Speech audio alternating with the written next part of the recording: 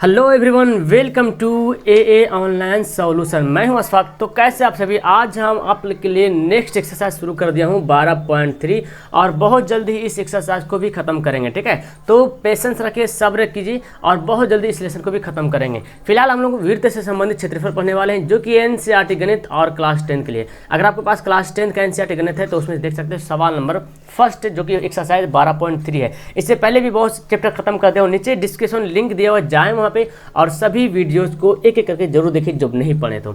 सवाल बहुत ही इंटरेस्टेड है इस लेसन में और बहुत इजी है, बस थोड़ा सा समझने की जरूरत है और कुछ भी नहीं है।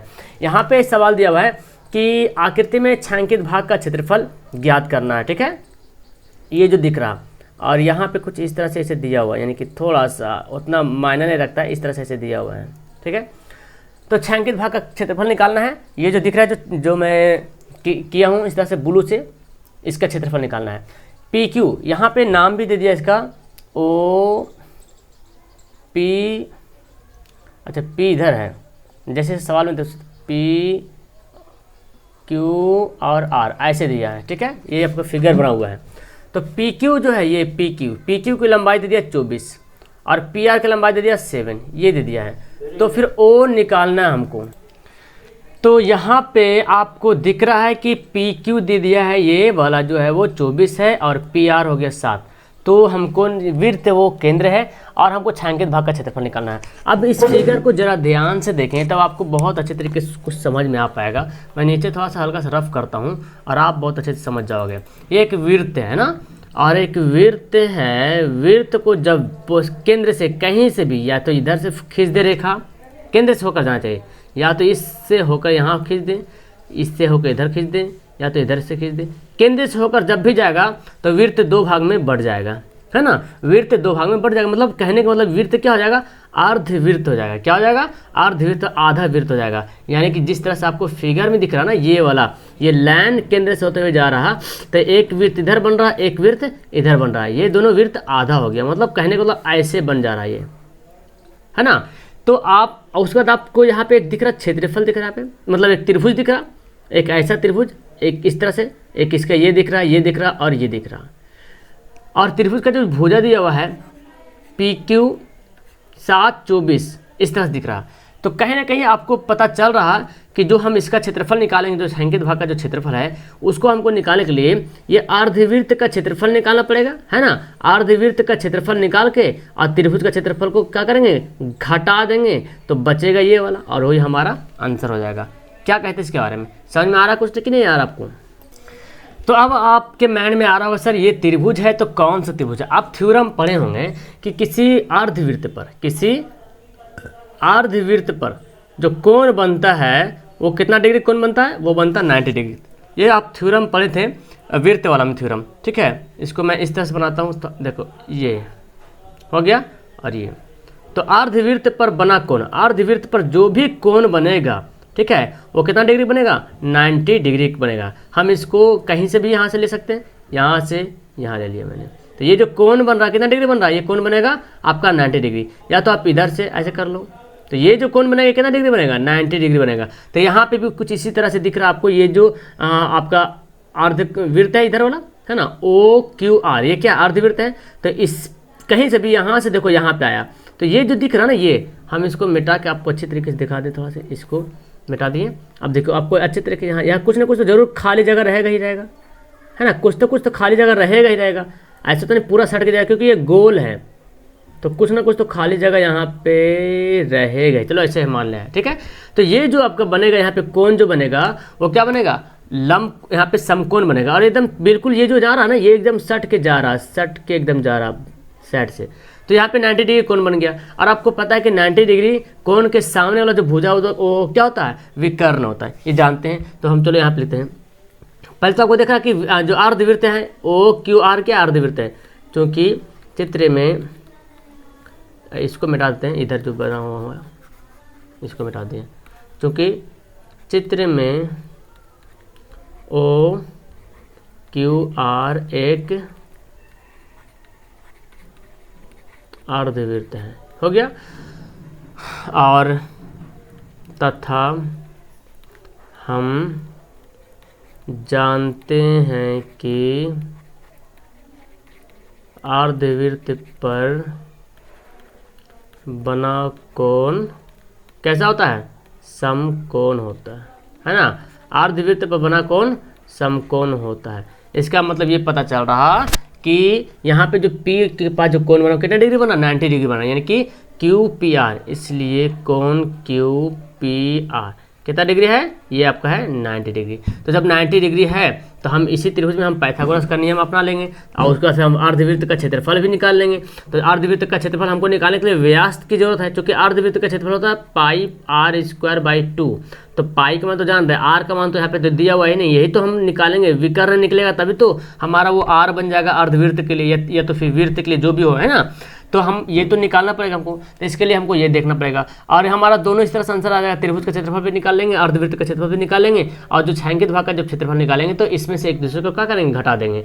तो इसलिए त्रिभुज QPR में पाइथागोरस प्रमेय से, इस प्रमेय से क्या करते हैं आप जानते हैं? लंब कर्ण स्क्वायर बराबर, यानी कि PR² बराबर क्या होता है? PR यहाँ पे ऊपर Q है ना, Q लिख लेते हैं, सॉरी Q लिखना, PR नहीं QR का स्क्वायर। तो यहाँ पे लिख लेंगे QR का स्क्वायर बराबर PR का स्क्वायर प्लस, यानी कि आधार स्क्वायर और लंब स्क्वायर, यानी कि PQ का स्क्वायर, PQ का स्क्वायर। ठीक है, तो QR तो हमको निकालना ही है, QR का स्क्वायर से रहने देते हैं। PR कितना दिया हुआ है? देखो PR में आपको दिया हुआ है, और यहाँ पे हम तो लिखना भूल ही गए हैं, ये अर्धवृत्त है, यहाँ पे तो लिखना भूल गए हैं कि यहाँ पे 90 डिग्री है, तो यहाँ पे लिख देंगे कि PR बराबर 7 सेंटीमीटर और फिर PQ बराबर आपका कितना है? 24 सेंटीमीटर, ये दिया हुआ है। तो PQ है हमारा, PR कितना है? 7 है, 7 का स्क्वायर कर लेंगे, और ये कितना है? 24 का स्क्वायर। ये बनाते आ रहा है शुरू से, तब तो इजी बना लेंगे। यहाँ पे QR का स्क्वायर, 7 का स्क्वायर 49, 24 का स्क्वायर 576, ये तो है ना। अब एक मिनट, अभी स्क्वायर नहीं चलाना है, अगर इसको चढ़ा देंगे तो ये वाला जो है ना, ये देख रहे हैं, ये स्क्वायर को हटा देते हैं, ठीक है, बात बराबर हो गया। ये स्क्वायर को इधर भेज दिए तो क्या होगा? देखो उधर ओवरलोड बन गया। तो हमारा यहाँ पे 9 6 15 7 4 11 12 2 बाकी 1 5 1 6 625, और आपको पता है 625 किसका वर्गमूल होता है? तो 25 का। तो 25 सेंटीमीटर आ गया हमारा क्या? QR आ गया, बोले तो व्यास आ गया, है ना, व्यास आ गया, है ना। तो यहाँ पे लिख लेंगे, इसलिए अब हमको क्या करना पड़ेगा? अब यहाँ पे हम ऐसा करते हैं, चलो दोनों को एक ही साथ निकाल लेंगे तो बेहतर होगा। व्यास निकालते, इसलिए व्यास बराबर 25 सेंटीमीटर हो गया। तो वृत्त की त्रिज्या क्या हो जाएगा? आधा हो जाएगा, 25/2 सेंटीमीटर। अब हमको चूंकि छायांकित भाग का क्षेत्रफल निकालना है तो हम उसको लिख लेते हैं, या तो अलग अलग करके भी निकाल कर क्षेत्रफल घटा सकते हैं, या तो एक ही बार बना सकते हैं। अब लिखते हैं, इसलिए छायांकित भाग का क्षेत्रफल। तो छायांकित भाग का क्षेत्रफल निकालने के क्या करेंगे? अर्धवृत्त का क्षेत्रफल, अर्धवृत्त का क्षेत्रफल में त्रिभुज ओ, क्या था त्रिभुज का नाम? QPR, है ना, त्रिभुज QPR का क्षेत्रफल, इसको क्या करेंगे? घटा देंगे। तो अर्धवृत्त का क्षेत्रफल का फॉर्मूला को पता है, पाई r²/2। तो हम यहाँ पे हाफ लिख सकते हैं, कोई दिक्कत नहीं, बाई 2 का हम यहाँ पे हाफ लिख दिए। और यहाँ पे त्रिभुज PQ कैसा है? समकोण त्रिभुज है, यानी कि 1/2 गुना आधार गुना ऊंचाई, यही तो होता है। तो यहाँ पे आधार कौन होगा? देखो यहाँ पे लंब हमारा ये हो गया, तो कर, ये तो हमारा कर्य दिखा, तो आधार हमारा PQ हो गया, PR आधार हो गया, क्योंकि 90 डिग्री यहाँ पे है, तो लंब तो ये रहेगा। कर्ण तो क्लियर है कि PQ क्या है? कर्ण है, तो लंब तो हमारा यही बचेगा, PQ बनेगा। और कर्ण क्या हो? QR जो हमारा कर्ण हो गया, QR ये क्या हो गया? कर्ण हो गया। तो QP हमारा लंब हो गया और PR हमारा आधार हो गया। तो यहाँ पे लिख लंब बटा आधार, यानी कि QP गुना PR, ये हो गया। अब हम ये घटा लेंगे तो 1/2। आप पाई का मान तो यहाँ पे दिया हुआ है कि मतलब 22/7 ही यूज़ करना है, सवाल में भी दिया होगा, इसमें नहीं लिखा है, लेकिन सवाल में दिया हुआ कि पाई का मान जो है ना, मतलब 22/7। अब ऐसे भी जानते हैं जब पाई का मान नहीं दिया हो तो 22/7 ही यूज़ करते हैं। R² कितना हमारा आया? देखो 25/2, 2, यही तो हमारा 25/2 स्क्वायर है, तो हम इसको 2 बार लिख लेते हैं, माइनस 1/2। पी क्यू कितना निकाले हम, क्यू पी क्यू वही हो तो बोलते हैं पी क्यू तो दिया हुआ 7 दिया हुआ है ना, यानी कि ये जो क्यू आर निकाले वो बस अर्धवृत्त के क्षेत्रफल निकालने के लिए हम निकाले थे करने। तो इसका क्षेत्रफल इसका 7 हो गया, इसका कितना है 24 है, लिख लेंगे 7 है क्यू पी, 7 क्यू पी ना, क्यू पी देखो क्यू पी यहाँ पे दिया हुआ 24 और 7 है, तो 24 यहाँ पे लिख लेंगे गुना 7 है। यहाँ काटेंगे, आप चाहो तो इसको काट सकते हो ना, काट दो 12 दूना यहाँ पे 24 हो जाएगा। ओके, तो अब यहाँ पे भी काटेगा तो काट दो, देखो 2 से काट दो इसको, 11 दूना 22। तो अब कुछ यहाँ पे संभावना दिख रहा है जो कटेगा, तो आपको तो यहाँ पे गुना ही करना पड़ेगा मेरे ख्याल से, है ना। तो क्या बच गया, 11 गुना 25 को 25 से गुना करता है तो 625 आ जाएगा, 2 दूना 4 माइनस ये बरसते 84 आ गया। अब इसको देखते हैं गुना करके, 11 को 625 से गुना कर दिया मैंने, तो आ गया हमारा 6875/4 माइनस 84। तो इसको या तो फिर एलसीएम निकाल लो, चाहे या तो फिर भाग कर लो 4 से, है ना। इसको या तो 4 से भाग कर लीजिए, तो 4 से मैं भाग कर लिया हूँ, तो हमारा इसको जब 4 से जब डिवाइड किए हैं तो 4 एकम 4 इतना 1718.75 और माइनस 84 ये आ गया। और फिर इसको हम क्या कहते हैं घटा लेते हैं, कितना से 84 माइनस करते हैं, तो हमारा आंसर आ जाएगा पॉइंट में आ रहा 1634.75। एक बार इसको हम मिला भी लेते हैं, क्या आंसर मेरा सही आ रहा है ना। तो हाँ, आपका आंसर पॉइंट में या तो फिर आप बटे में ही आंसर दे रहा, आप चाहो तो बटा भी यहाँ पे लिख सकते हो, कोई दिक्कत नहीं है। एक यहाँ पे मिस्टेक ये हो गया है कि ये जो हमने 2 दूना 4 कर दिए हैं, और एक हाँ ये जो 7 हम छोड़ 2 दूना 4 7 गुना 4 कर दो यहाँ पे, 7 गुना 4 ये तो हम छोड़ ही देते हम, तो 7 गुना 4 हो गया, 7 चौक 28, मतलब ये हो गया 7 चौक 28 हो गया। तो आपका जो किताब में आंसर दे रहा वो पॉइंट में दे रहा, बटा में दे रहा, तो इसका मतलब हमको यहाँ पे क्या करना पड़ेगा, हमको यहाँ पे एलसीएम करना पड़ेगा। तो एलसीएम कर ही लेते हैं, और वहाँ पे थोड़ा सा मिस्टेक हो गया था, तो जान लीजिए 28 हमने ले लिया एलसीएम, तो ये 6875 हो गया माइनस। अब तो हमको गुना ही करना पड़ेगा 28 को 84 को, तो यहाँ पे देखें 28 को हम 84 से कर लेते हैं गुना, तो 2352 आ जाता है, ठीक है। और फिर इसको मैं क्या करता हूँ, घटा लेता हूँ, कितना 28 68 75, इसको घटा लिया मैंने 68 75 को इसको इससे घटा लेंगे, 5 में से 2 गया 3, 7 में से 5 गया 2, 8 में से 3 गया 5, 6 में से 2 गया 4 बटा 28। पॉइंट में भी लिख सकते हैं और ऐसे भी लिख सकते हैं, कोई दिक्कत नहीं, हमारा ये आंसर हो गया। तो मतलब कोई कहने का मतलब कुछ ज़्यादा भारी सवाल नहीं है, इजी सवाल है, ठीक है। तो मेरे ख्याल से आपको समझ में आ गया होगा, बहुत आसान सा सवाल यहाँ पे था, कुछ करना नहीं था, बस यहाँ पे एक ये दिया हुआ था, आपका छायांकित भाग का क्षेत्रफल निकालना था जो त्रिभुज के क्षेत्रफल में से। क्या करेंगे, यानी कि जो अर्धवृत्त का जो क्षेत्रफल दिख रहा है यहाँ पे, जो एक अर्धवृत्त इधर दिख रहा, एक अर्धवृत्त इधर दिख रहा, तो अर्धवृत्त का क्षेत्रफल निकालेंगे पूरा ये वाला, और उसमें से ये त्रिभुज का क्षेत्रफल निकाल के घटा देंगे, तो ये बचेगा ये वाला, है ना, जिस तरह से मैं बताया हूँ। चलो तो सवाल नंबर 2 पढ़ते हैं। ओके, तो सवाल नंबर 2 देखिए, और बहुत इंटरेस्टिंग सवाल है, जहाँ तक हो पाए मैं फिगर बनाया हूँ, तो फिर भी पेंट करने में इधर उधर निकल गया, ये आपका सीधा लाइन यहाँ पे जा रहा है, ठीक है, ये जो लाइन है ना सीधा जा रहा है, यहाँ पे पेंट करने में निकल गया है। चलो, तो सवाल कोई खास नहीं है, आप बना चुके हैं, आप 12.2 में बना चुके हैं त्रिज्या खंड का क्षेत्रफल, तो त्रिज्या खंड का ही इसमें रूल अपनाना है और इसको बनाना है। लेकिन यहाँ पे 2 त्रिज्या खंड आपको दिख रहा है, एक 2 वृत्त दिख रहा है आपको, एक बड़ा वाला वृत्त दिख रहा है यहाँ पे, उसका भी त्रिज्या खंड दिख रहा, एक छोटा वाला वृत्त दिख रहा, तो इसका भी त्रिज्या खंड देखो यहाँ पे दिख रहा, इसको मैं पेंट कर दूँ यहाँ से, तो ये आपका छोटा वाला त्रिज्या खंड दिख रहा होगा आपको, देखो मैं पेंट कर दिया हूँ। ओके, अब तो समझ में आ रहा, तो छोटा त्रिज्या खंड इधर है और बड़ा त्रिज्या खंड इधर है, और यहाँ पे जो कोण बन रहा था, ये कितना डिग्री, 40 डिग्री कोण बन रहा है, याद रखेंगे। तो मैं इसको इस तरह पॉइंट करें, हाँ यहाँ पे देखो, ये जो कोण बन रहा है वो कितना बन रहा है, 40 डिग्री का कोण बन रहा, ठीक है। सवाल यही बोलता है कि छायांकित भाग का क्षेत्रफल निकालना है, जो ये देख रहे हैं ना, ये इसका क्षेत्रफल निकालेंगे। और ज्ञात यहाँ पे दिया वो केंद्र वाला संकेंद्री वृत्त है, संकेंद्री वृत्त मतलब एक ही जिसका केंद्र हो उसको बोलते हैं। त्रिज्याएँ क्रमशः 7 और 14 है, तो जाहिर सी बात है छोटा वृत्त की त्रिज्या 7 रहेगा, यहाँ से तक 7 रहेगा, और यहाँ से यहाँ तक जो है वो 14 है, तो बड़ा वृत्त की त्रिज्या 14 है। तो यहाँ पे लिख लेते हैं, और कोण भी देखो दे रहा 40 डिग्री का कोण। तो चलो हम यहाँ पे लिखते हैं संकेंद्रीय वृत्त में छोटा वृत्त की त्रिज्या, छोटा वृत्त की त्रिज्या कितना है 7 सेंटीमीटर और बड़ा वृत्त की त्रिज्या 14 सेंटीमीटर, ये दिया हुआ है, ठीक है। और आपका कोण भी दिया हुआ है, कोण AOC बराबर 40 डिग्री है। तो आप देख रहे हैं यहाँ पे हमको छायांकित भाग का क्षेत्रफल निकालना है।